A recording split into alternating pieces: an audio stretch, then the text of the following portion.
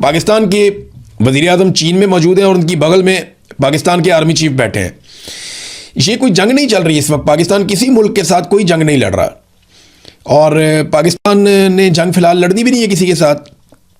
अभी अमेरिकी सदर चाइना में होकर गए हैं, उनके बाद रूस के सदर चाइना में होकर गए हैं, दोनों के साथ उनका आर्मी चीफ नहीं आया।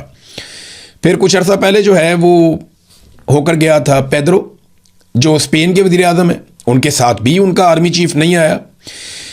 ईरानी क़यादत भी आई थी और ईरानी जो सियासी क़यादत है वो भी पहुंची थी चीन में, लेकिन उनके साथ भी उनका आर्मी चीफ नहीं आया। हमारे पीछे रह जाने की जो एक बड़ी वजह ना वो यही है कि हमारे सियासतदानों को कोई भी फैसला करने से पहले मुल्की मफाद में नहीं देखना होता। उन्होंने ये देखना होता है कि एस्टेब्लिशमेंट का इसमें फ़ायदा है या नहीं है। वो बेचारे सिर्फ एस्टेब्लिशमेंट के मफाद का तहफ़्फ़ुज़ करते रहते हैं और पाकिस्तान का मफाद कहीं और रह जाता है। भारतीय वज़ीर आज़म पूरी दुनिया में जाता है, उसके साथ उसका आर्मी चीफ नहीं होता।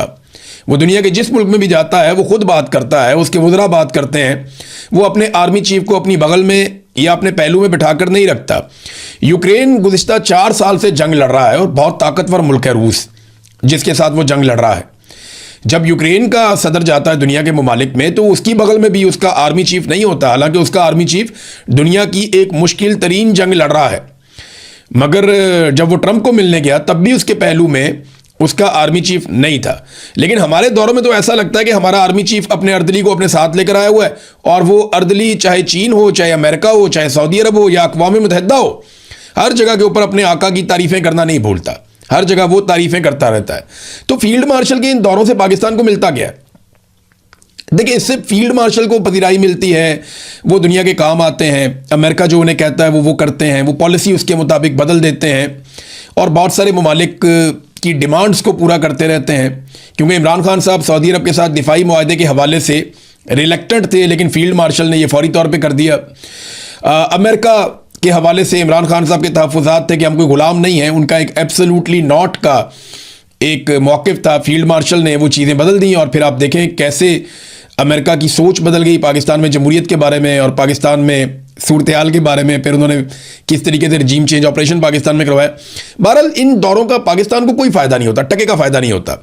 मीडिया पर ज़बरदस्ती झंडे गाड़े जाते हैं, पाकिस्तान को बड़ी कामयाबी मिल गई। भी पाकिस्तान को कामयाबी मिल गई, ना तो आपने कश्मीर फतह किया और ना ही भारत से अपना पानी खुलवा पाए, ना ही दहशतगर्दी ख़त्म कर पाए, ना ही हम अपने हमसायों से ताल्लुकात बेहतर कर पाए, ना ही हमारी मईशत संभली, ना ही बड़े पैमाने पर पाकिस्तान में सरमायाकारी आई, बल्कि उल्टा क्या हुआ, गुर्बत, महंगाई और बेरोज़गारी में इजाफा हो गया। तो पाकिस्तान को क्या फ़ायदा हुआ फील्ड मार्शल के दौरों का? कोई फ़ायदा नहीं हुआ। हाँ, यही चीज़ें अगर आज़ाद तरीके से पाकिस्तानी सियासतदान करें तो पाकिस्तान को बहुत फ़ायदा होगा। हत्ता कि आप ये देख लें कि DGISPR के मुंह से या फील्ड मार्शल साहब के मुंह से फितनतुल खवारिज अल फितनतुल हिंदुस्तान, ये हम रोज़ाना सुनते हैं।